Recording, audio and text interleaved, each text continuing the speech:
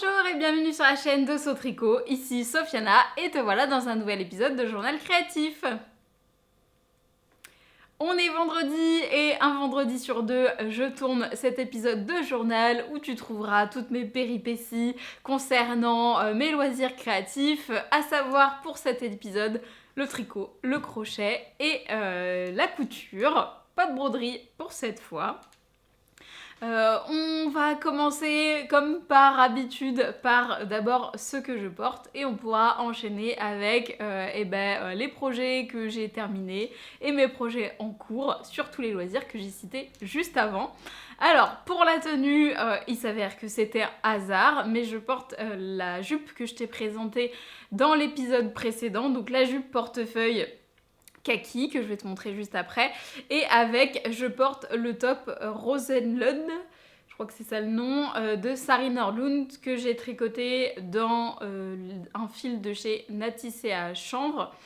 Donc tu l'as vu en version automnale hivernale et je le porte maintenant en version été. Donc je vais me reculer pour te montrer. Voilà.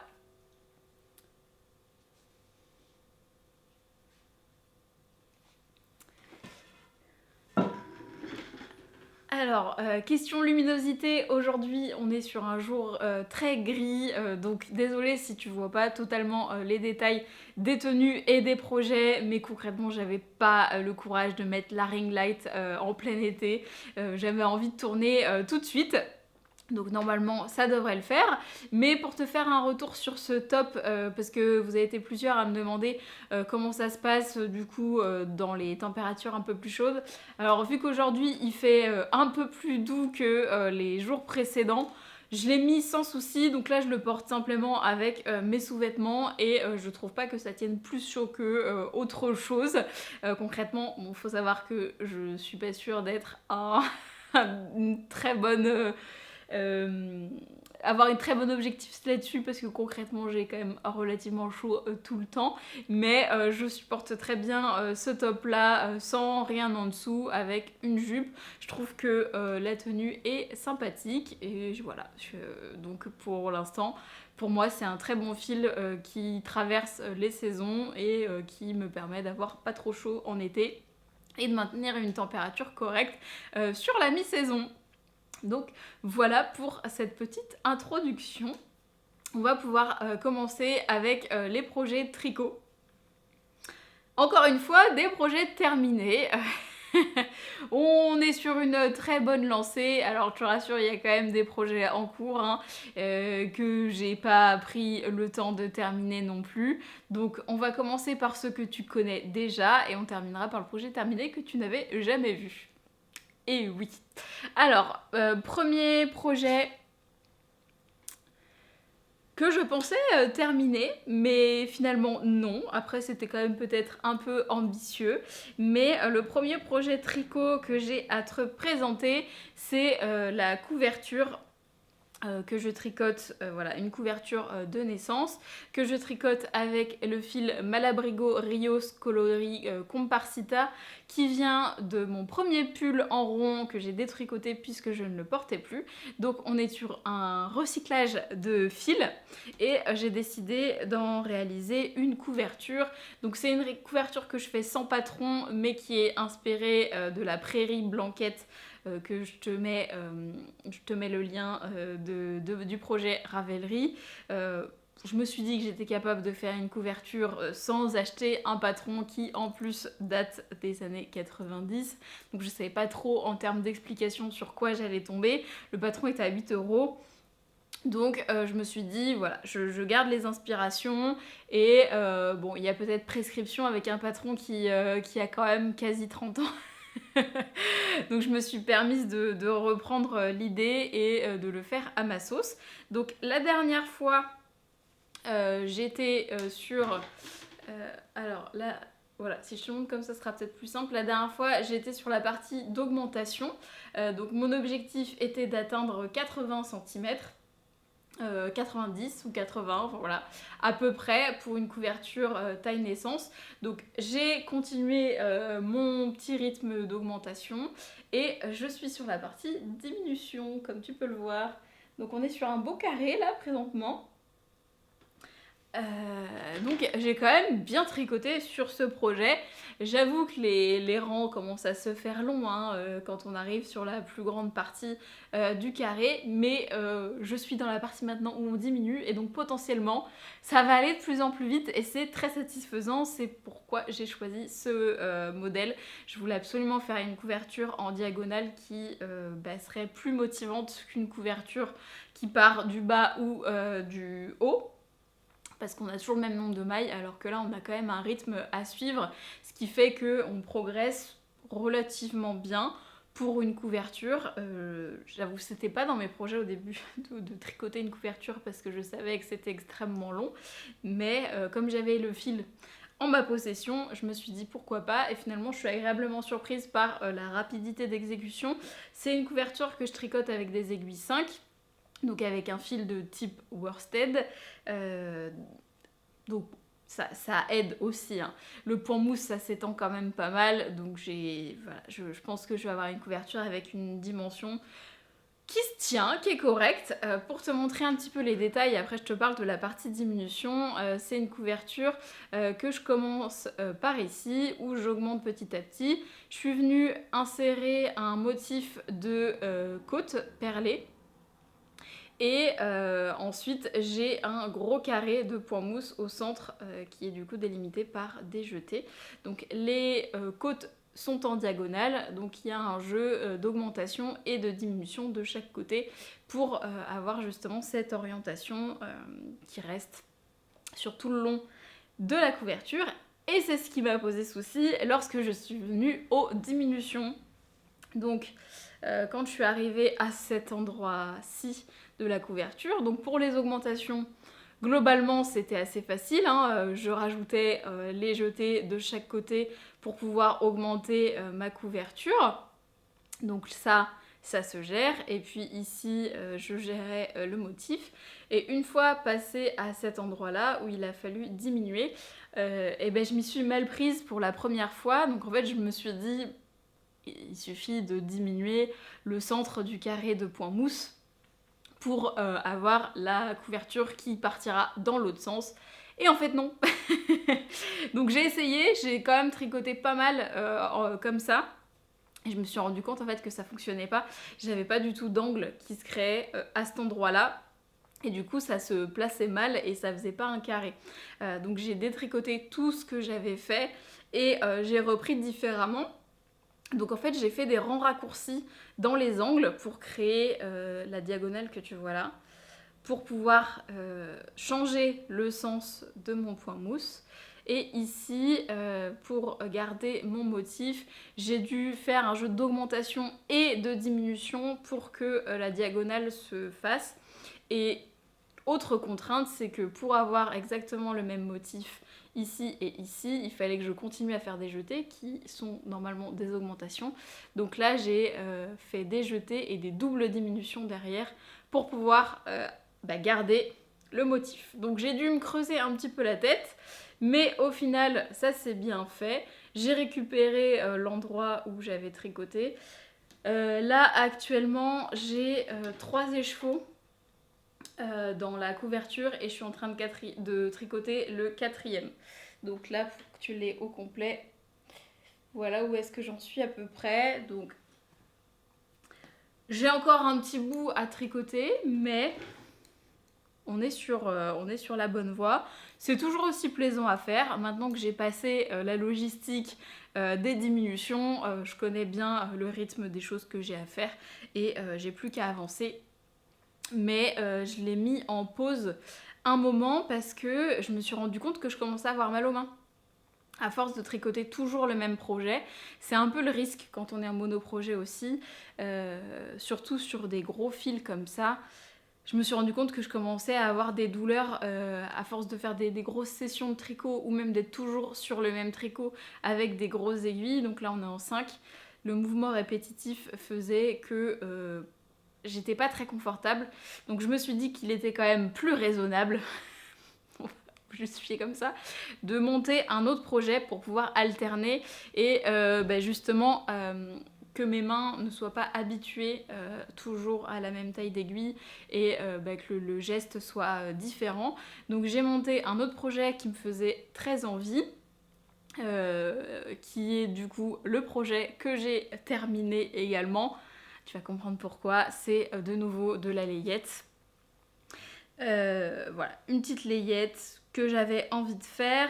Pareil, toujours dans l'optique d'utiliser mes restes de fil.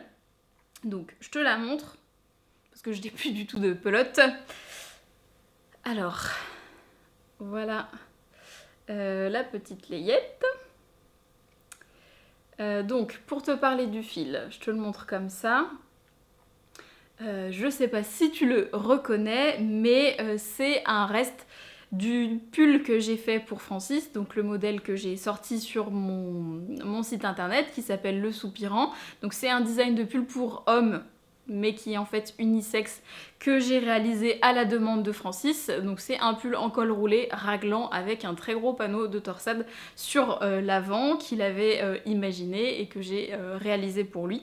Et il me restait 2 pelotes de cet ouvrage-ci.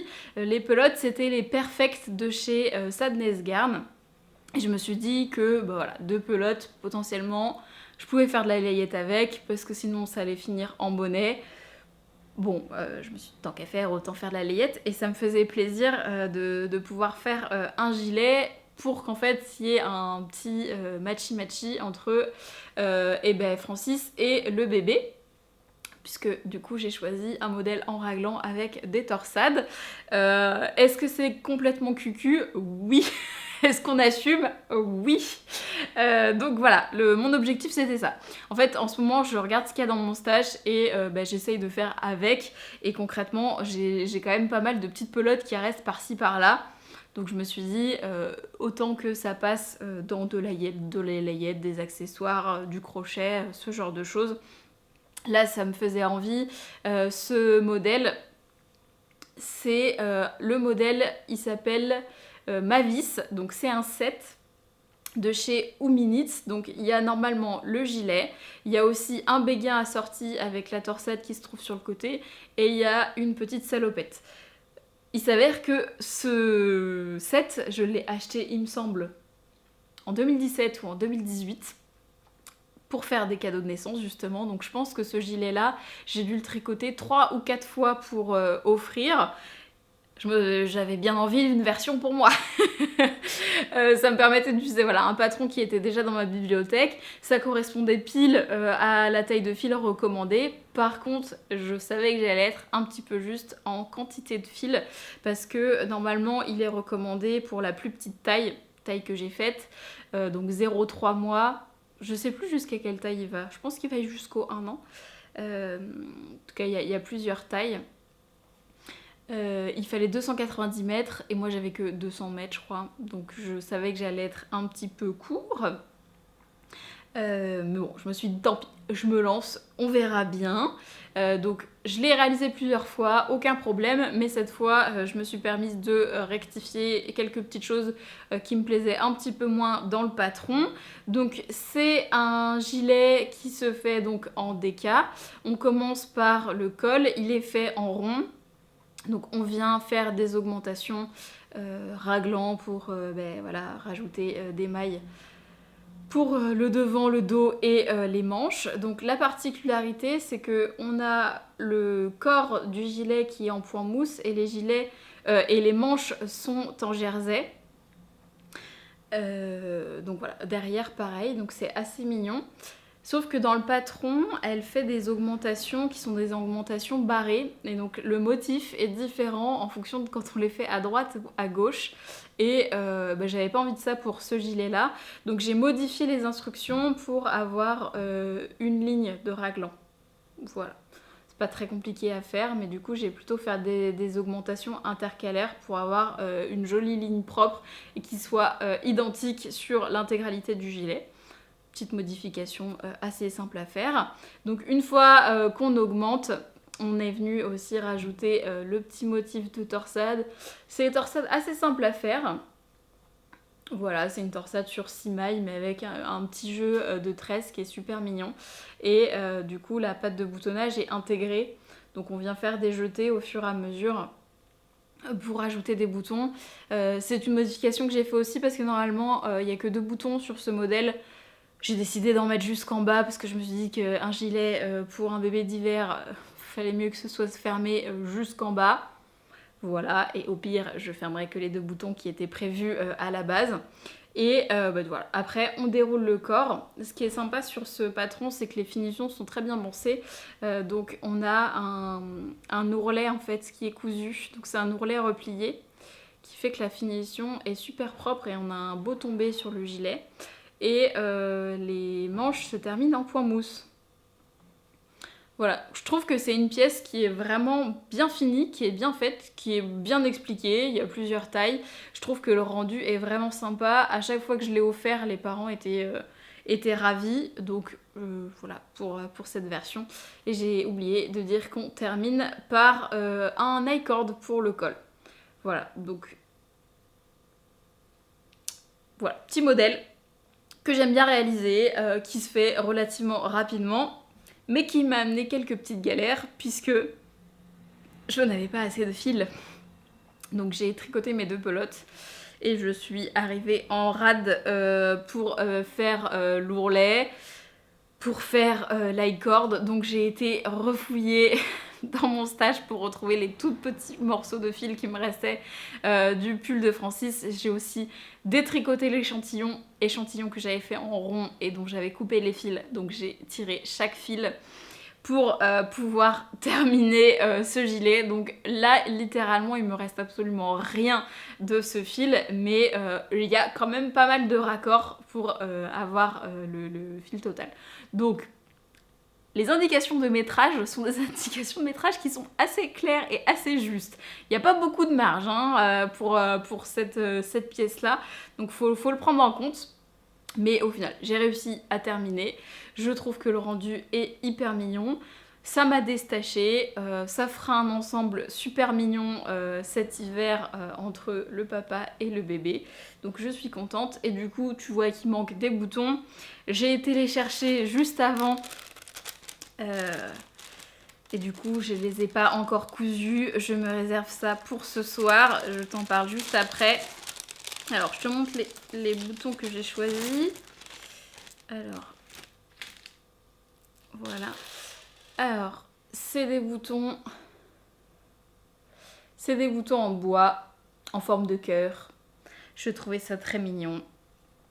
Voilà, je sais pas si tu vas te rendre compte de ce à quoi ça va ressembler. Bah non, avec mes gros doigts, ça va pas donner grand chose, quoi. Bref. Des boutons cœur sur de la layette, on adore. Voilà. Donc 5 petits boutons. Les boutons, je les achète chez Au Fil de Flow, qui est une mercerie à Nantes, qui est juste à côté de chez Pelote et Bergamote, pour les gens qui sont habitués à aller acheter la Orlaine là-bas. Moi, j'achète les boutons juste à côté.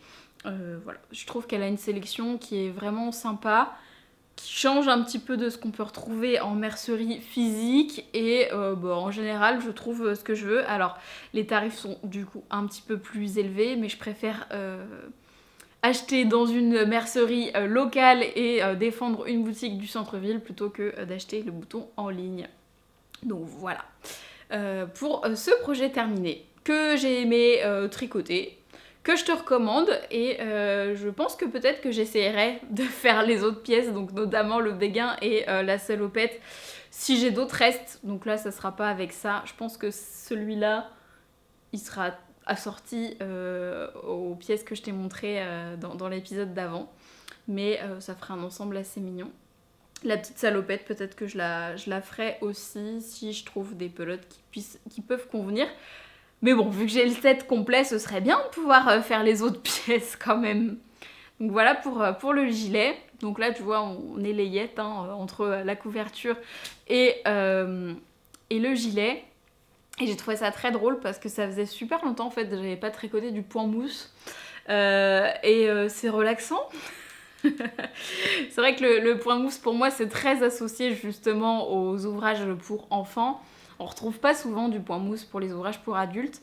Bon, c'est aussi très associé au tricot à plat, je trouve. Ce qui fait que bon, souvent pour mes cours débutants, on passe par le point mousse et ensuite par le jersey.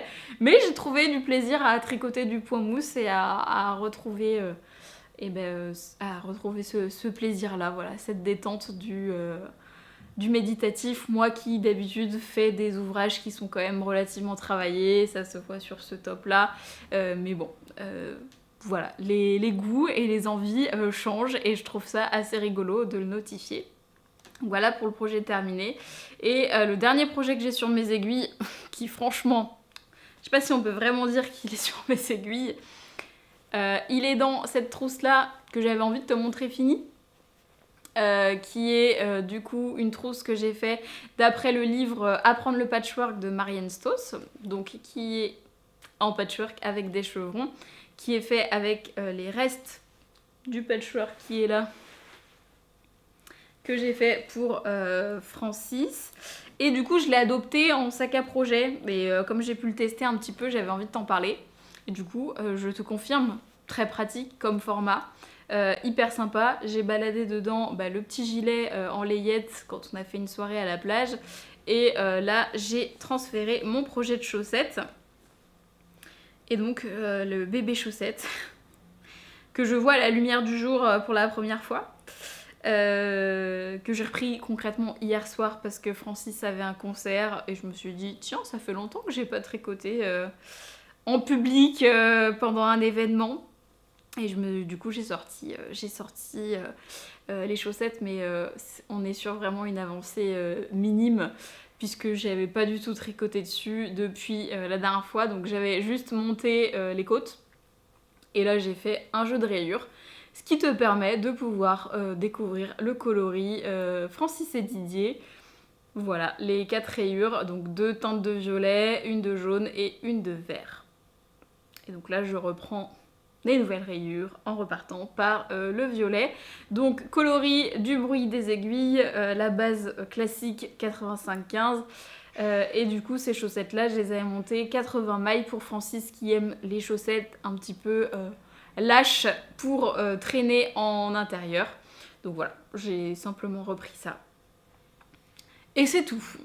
C'est pas le projet qui m'emballe le plus, hein. Concrètement, je pense que ça, c'est le genre de projet que je vais emmener dans les week-ends à venir, entre les week-ends fériés, les vacances, etc. Je pense que ça m'emballera un petit peu plus de faire de la chaussette quand on sera occupé. Mais là, globalement, pour les soirées à la maison, j'ai envie d'un petit peu plus que le tricot de chaussettes classique. Donc voilà pour la partie tricot, qui est donc terminée, si on ne parle pas des tricots à venir qui me démangent grandement. Je me suis fixée dans l'idée de terminer la couverture parce que justement il me reste plus grand chose à faire, que c'est quand même relativement simple.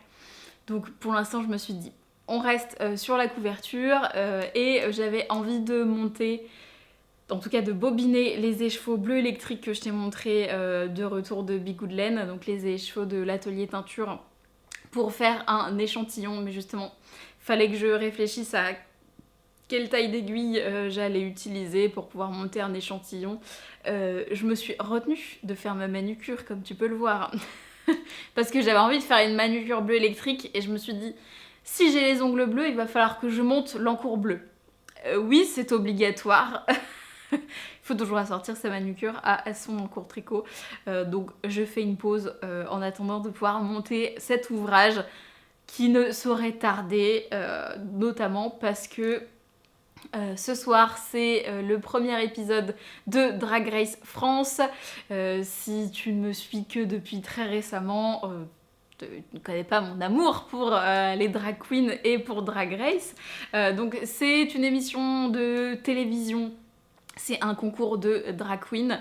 Donc voilà, une émission que j'aime beaucoup, que j'affectionne particulièrement, et j'ai décidé, sous l'idée de Au fil de la patience, donc de Alix, de remplacer le tricot Lanta par le tricot drag queen, donc j'ai appelé ça les Knit Queen. Donc pareil, sur Discord, le vendredi soir du coup, puisque ça va être les soirées où seront diffusés les épisodes, donc sur la plateforme de France Télévisions, donc /TV à 18h et sur France Télévisions à 23h. Donc je pense qu'on regardera ça plutôt entre 18 et 20h. Et l'idée c'est de pouvoir tricoter, créer en général et papoter autour des épisodes. Voilà, tu connais maintenant les concepts de ce genre de soirée. Et donc je me dis que le tricot bleu électrique pour suivre Drag Race, ça sera parfait. Mais pour ce soir, j'ai un autre programme qui est donc de coudre les boutons sur mon gilet et de coudre les boutons sur cette chose-là. Donc je te la montre. On passe donc à la couture après le patchwork. Donc j'ai fini la deuxième pochette, il m'en reste une, mais que j'ai mis en pause parce que j'avais trop envie de me coudre la robe en paro. Je te montre le patron. Donc la robe en paro de la petite Frambise, donc qui est cette robe que j'ai achetée en format pochette pendant le salon pour l'amour du fil, qui se situe à Nantes, et j'ai acheté aussi le tissu là-bas. Ce week-end, c'est l'anniversaire de mon frère et de mon beau-père. On va donc au restaurant et j'avais envie d'une nouvelle robe pour aller au restaurant parce que concrètement, actuellement, je tourne avec les 3 voire 4 mêmes robes dans lesquelles je passe encore. Je commence à être un petit peu lassée. Je pense que tu peux comprendre. Je commence à avoir l'impression d'être toujours habillée de la même manière et c'est pas hyper rigolo quoi. Donc j'avais envie de me faire une nouvelle robe. Est-ce que c'est superficiel? Oui, mais concrètement, il faut savoir se faire plaisir et j'ai envie de me sentir jolie. Donc j'ai cousu cette robe et j'ai mis le patchwork de côté. Comme tu sais, moi j'étale mes sessions de couture en général dans la semaine. Donc j'ai fait tout ce qui est décalcage le week-end et découpe le lundi. Et après, les sessions de couture, je les ai étalées jusqu'à aujourd'hui, vendredi, où j'ai presque terminé la robe. Je te la montre et on en parle. Alors, je vais pas te la montrer portée, malheureusement, parce qu'en fait, il n'y a pas de bouton. Donc, je vais avoir du mal à l'enfiler, ou alors avec des épingles, mais question sécurité, on n'est pas sûr. Donc, je t'inviterai à aller sur Instagram pour l'avoir portée ce week-end si tu as hâte de la voir. Et sinon, je reviendrai par ici forcément avec la robe. Donc, voilà la robe quasiment terminée. Elle est belle, hein.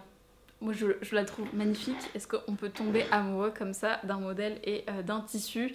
Alors, pour te parler d'abord le tissu qui est quand même, on doit se le dire, c'est une pépite.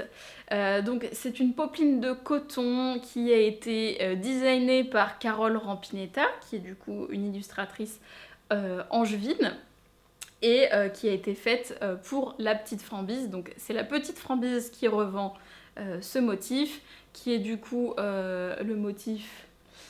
Comment il s'appelle?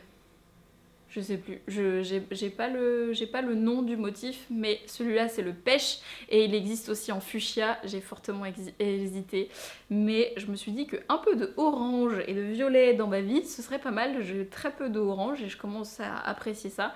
C'est-à-dire que c'est une couleur qui est dans ma colorimétrie, donc fallait pas s'en priver. Donc très agréable à coudre, je pense qu'il va être hyper agréable à porter, il est hyper léger. Franchement, rien à redire sur le tissu, je le trouve vraiment très beau et j'ai beaucoup aimé travailler avec. Ça reste un coton, donc ça reste quelque chose qui est quand même plus simple à travailler, mais qui est quand même super fluide, je trouve. Donc je suis super contente de ça. Et pour le modèle, du coup, en paro, c'est une robe qui est caractérisée par un col, du coup, de chemisier, des petites manches avec un revers et une patte.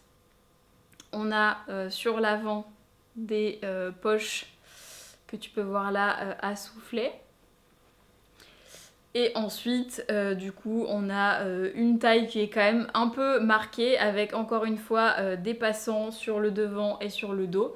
Il n'y a pas de pince sur cette robe, ce sont des découpes princesse et on a une grande jupe cercle dos et devant du coup, et c'est une robe un peu chemise, donc voilà pourquoi il manque les boutons. Donc on a une patte où il y aura après des boutonnières, mais du coup voilà pour te présenter le patron de manière globale. Il y a une option pour faire une ceinture aussi, qui est compris dans le patron. Alors, pour t'en parler un petit peu plus, je vais la reposer. Donc, pour te parler de l'exécution et du modèle en soi, et ben moi je suis agréablement surprise. Alors déjà j'ai flashé lors du salon sur le modèle. J'ai clairement copié la créatrice, qui m'arrive quasiment jamais, mais quand j'ai vu la robe portée, je l'ai trouvée vraiment très jolie et bon, c'était ce à quoi j'aspirais pour ma robe. Donc je me suis laissée guider par les filles qui étaient sur le stand. Donc c'est une robe qui paraît complexe, je trouve. En tout cas, moi, je m'attendais à ce qu'elle soit un petit peu longue à coudre parce que, notamment, il y a beaucoup de pièces qui a quand même des poches, qui est un point technique, il y a quand même un col, bon, il y a les passants, etc. Donc, je m'attendais à ce que ce soit une pièce qui soit très longue à faire et qui soit un petit peu technique. Et au final, pas du tout. J'ai vraiment respecté le cahier des charges, les explications du livret et c'est hyper bien fait. Les finitions sont au top. Vraiment, je suis vraiment très très surprise parce que bah, ça faisait longtemps que j'avais pas eu des patrons comme ça qui ont des finitions qui, moi, correspondent au genre de finition que j'attends. Notamment, c'est doublé, l'empiècement dos est doublé avec une technique particulière qui fait que ici, là, on a le col qui est pris en sandwich, on a la parmenture qui est extrêmement bien finie à l'intérieur qui sert du col. Il n'y a rien qui dépasse. Ici, on a des points à la main qui viennent finir le tout. Tout le corsage, alors c'est pas doublé, mais moi je trouve pas ça forcément nécessaire. Mais le corsage est cousu en couture anglaise pour éviter d'avoir les surjets apparents. Les seuls surjets qu'il y a en fait, c'est sur les emmanchures et sur les côtés. Mais au niveau de la jupe, elle propose de faire des coutures anglaises ou alors de ganser les coutures. L'ourlet du bas, pareil, hyper bien fini parce qu'elle utilise une technique pour avoir avec la parmenture un bel angle et pas un repli qui se voit à l'intérieur. Et ça, on ne voit pas souvent sur les patrons. Je trouve des belles finitions de chemise qui sont proposées. Le revers, pareil, c'est directement compris dans la pièce du patron. Il n'y a pas de couture à effectuer en plus. Donc il y a un système de plis à faire pour le coudre, l'assembler, que le passant soit pris dans la couture et qu'on ait le revers au niveau de la manche. Donc c'est très bien pensé. La poche, pareil, la poche est doublée entièrement. Elle propose de la coudre à la main si on veut pas de surpiqûre, ce qui quand même... je trouve que une créatrice indépendante qui propose de faire une couture à la main sur des poches, on est quand même sur un niveau de finition qu'il y a peu de gens qui ont envie de pratiquer aujourd'hui. Mais je trouve que de le proposer, c'est hyper intelligent. Parce qu'en fait, il n'y a pas de couture apparente sur cette robe. Aucune, à part l'ourlet. Et encore, on pourrait, si on veut, faire un ourlet à la main. Et ben, éventuellement, si on coud la poche. Mais tout le reste, il y a zéro couture d'apparente. Ce qui fait que j'ai pas forcément eu besoin d'acheter un fil qui correspond à la couture du tissu. Et bah, je m'y attendais pas pour une robe chemise comme ça.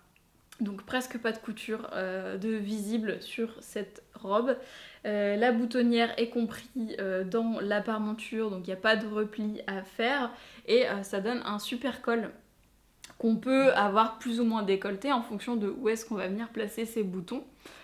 Donc concrètement, tu le vois, je suis ravie. L'exécution, c'est hyper bien faite. Ça, voilà, toutes les pièces correspondent bien. Alors, il y a du temps de coupe, parce que concrètement, il y a quand même beaucoup de pièces. Hein. Il y a, voilà, avec les découpes princesses, déjà pour le corsage, on a 2 pièces, plus l'empiècement dos, plus 3 pièces dans le dos. Donc, plus les jupes, il y a quand même beaucoup de pièces à découper. Mais les coutures se font super bien, c'est super bien pensé. Il y a en plus sur la chaîne YouTube de la créatrice une vidéo pas à pas pour t'expliquer comment assembler la robe. Voilà, le col se fait hyper facilement et franchement un col de chemise en général c'est un peu pénible à faire. Là c'est bien pensé, il n'y a pas de pied de colle donc c'est voilà, c'est facile à mettre en œuvre. Moi je suis bluffée, je suis hyper contente parce que bah, en plus aujourd'hui j'ai pas un temps énorme à consacrer à la couture. J'ai une attention qui est un petit peu moindre aussi, je peux pas rester des heures assise derrière ma machine à coudre, donc avoir un modèle de cette qualité avec un rendu voilà, qui est nickel pour moi, mais avec autant de facilité d'exécution, bah, moi je dis oui en fait. S'il y a d'autres patrons qui me plaisent de cette créatrice, j'irai les yeux fermés et je suis hyper contente du résultat en plus avec le tissu. Donc banco, hein, allez-y, si ça vous a pas convaincu, je ne sais que vous dire. Et donc, pour parler un petit peu de la taille, qui est du coup un peu le truc un peu critique du moment, j'ai cousu une taille 38 actuellement. Faut savoir que j'ai quand même beaucoup bougé de taille, j'ai pris quasiment 12 cm de tour de poitrine. Je pense que j'ai presque 10 cm de plus de tour de taille aussi. Donc la morphologie a quand même beaucoup changé. Donc j'ai regardé le tableau des tailles et je me suis orientée vers le 38 qui normalement faisait en sorte que au niveau de la poitrine ce soit pile poil mais que j'ai encore un peu d'aisance au niveau de la taille. La jupe étant une jupe cercle, il y a quand même beaucoup d'aisance donc au niveau des hanches et du ventre. Il n'y avait pas spécialement de soucis. Donc j'ai pris le pari de faire un 38, je rentre dedans. Franchement, je trouve qu'elle est nickel. Alors là, je peux pas te le montrer malheureusement, donc il faudra me croire sur parole ou faut voir les stories sur Insta. Le seul souci que j'ai, qui était prévisible, c'est au niveau des épaules, puisque bon, je prends pas non plus de manière extravagante au niveau des épaules. Donc elle est un petit peu grande et il y a un tout petit peu d'embu à cet endroit-là. Mais comme je risque de continuer à prendre du poids, je pense qu'elle m'ira quand même pendant un certain temps. Donc j'ai pas fait du tout de modification, je me suis dit je pars sur le 38. De toutes les manières, on verra bien comment ça me va, jusqu'à quand et si je pourrais la remettre après. Et sinon bah, ça reste de la couture, hein, donc il suffira de défaire et de reprendre. Et donc pas de stress. Là, l'idée dans ma tête, c'était vraiment d'avoir une robe pour ce week-end à mettre, pour me sentir jolie, avoir autre chose à porter. Et bah, si elle me fait l'été, c'est tant mieux. Donc voilà pour ça. Et donc pour les petits boutons que j'ai choisis, on est sur des petits boutons violets du coup. Qui sont en nacre. Je trouve que ça peut être sympa. Voilà, je me suis dit que violet, ça allait ressortir un petit peu mieux que orange ou jaune. Donc là, l'idée, c'est de faire 7 boutonnières, de coudre les 7 boutons, plus les 6 boutons qui vont sur chaque passant. Donc j'ai un petit peu de couture à la main à faire pour ce soir. Et toutes les boutonnières à piquer. Donc je pense que je serai bien occupée devant Drag Race. Voilà pour cet épisode de couture qui m'a fait vraiment très plaisir. Ça m'a fait du bien d'avoir des bonnes sessions comme ça et d'avoir un résultat fini qui me plaise et dans lequel je me sente bien. Donc voilà pour ça. Et pour terminer, on va parler un tout petit peu de crochet puisque j'ai pas une avancée incroyable à te montrer. Donc j'avais envie de crocheter. Alors si tu te demandes où est passé le haut blanc, il n'a pas avancé. Je peux te le montrer parce que je l'ai sous la main là. Mais hop là. Donc il est là. Donc avec les pelotes que j'avais pris à Bière-Hélène. Donc il est ici. Il est un peu chiffonné, il ressemble pas à grand chose. Dans l'avant il doit être là. Qu'en plus il faut chercher. Donc pour l'instant, on en est toujours là. J'ai pas avancé, j'avais pas très envie. J'ai préféré faire l'autruche et lancer autre chose. Ça arrive. Parce que vu que je suis revenue avec quand même un écheveau de Bigoudlaine qui est très très beau, que j'ai bobiné du coup mardi soir pendant la session apéro tricot du Discord du coup. Donc cet écheveau qui vient de chez Garance et compagnie, le coloris Sagesse, c'est une base mérino tencel que je destine à un top en crochet puisque j'aime bien tester les laines tente à la main crochetées. Et que j'avais envie de faire du crochet concrètement. Et j'ai bobiné ça mardi soir dans l'idée de me faire un top. Donc le modèle c'est celui-là, c'est le Sun Soaked de Knits and Knots, qui est un patron gratuit qui me plaît bien. J'aime beaucoup le détail des bretelles avec je sais pas comment c'est, un motif de puff. Voilà, qui est en plus un top qui est réversible.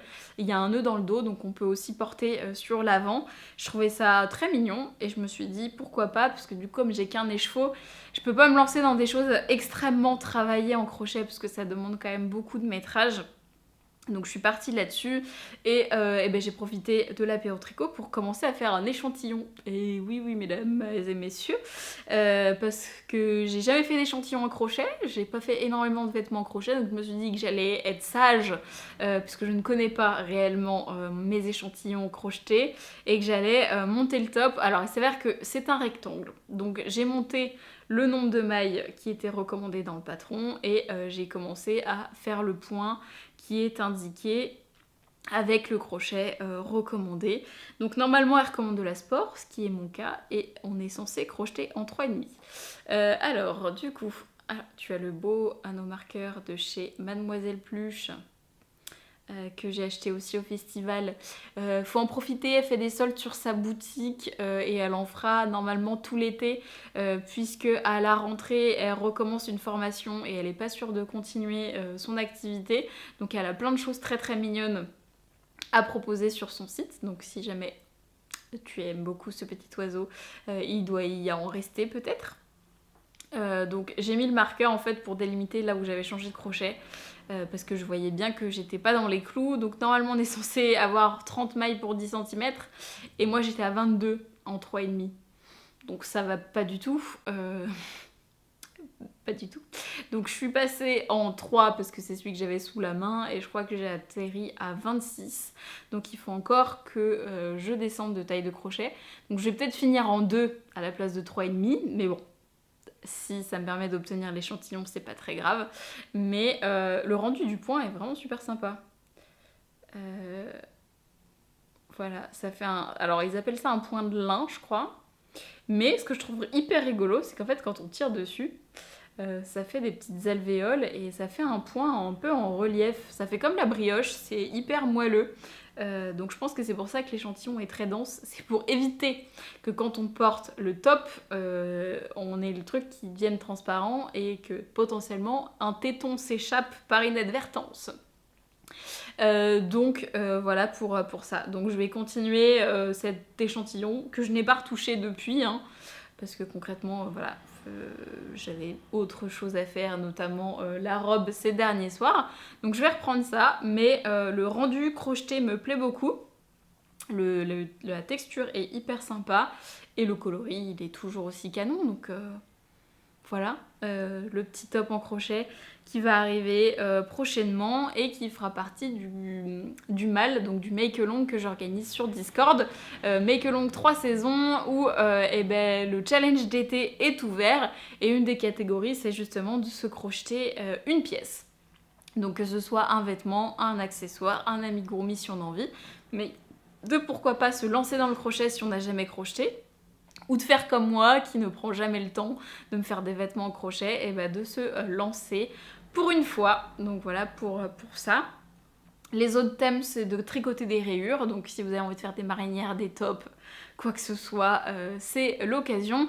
Et le dernier thème, c'est de tricoter des petits châles ou alors un châle en déca, toujours en petite taille, mais donc soit en fingering, mais un châle à un écheveau, soit en déca. Ça marche aussi pour l'école, j'ai accepté l'école, même si on n'est plus vraiment dans l'estival, mais le but du make-along c'est de se faire plaisir, de papoter, d'échanger ensemble. Donc je suis pas prise de tête sur qu'est-ce qui compte pas. Les encours comptent également, donc si vous avez envie de nous rejoindre, et ben mon Discord est ouvert et ben vous pouvez commencer à poster sur les différents onglets qui sont réservés au make-along. Et si vous avez envie de nous rejoindre les vendredis soirs pour regarder Drag Race, c'est également ouvert. Donc voilà pour les ouvrages que j'ai réalisés cette semaine et ceux qui viendront du coup les semaines à venir. Je vous ai pas oublié, les packs de broderie vont arriver prochainement. J'ai commandé tout le matériel, le petit carton que tu vois là en fait partie. Donc ça va arriver très vite. Si tu as envie d'être renseigné, dès que c'est sorti sur mon site internet, n'hésite pas à t'inscrire sur la newsletter. C'est là où tu auras toutes les infos et également les codes promo lorsqu'il y a des sorties. Et sur ce, moi je vais te souhaiter une bonne soirée. Peut-être à tout à l'heure si tu regardes cet épisode dès sa sortie le vendredi soir et que tu as envie d'enchaîner avec Drag Race. Et sinon, on se retrouve sur les réseaux ou dans 2 semaines pour le vendredi prochain. Salut!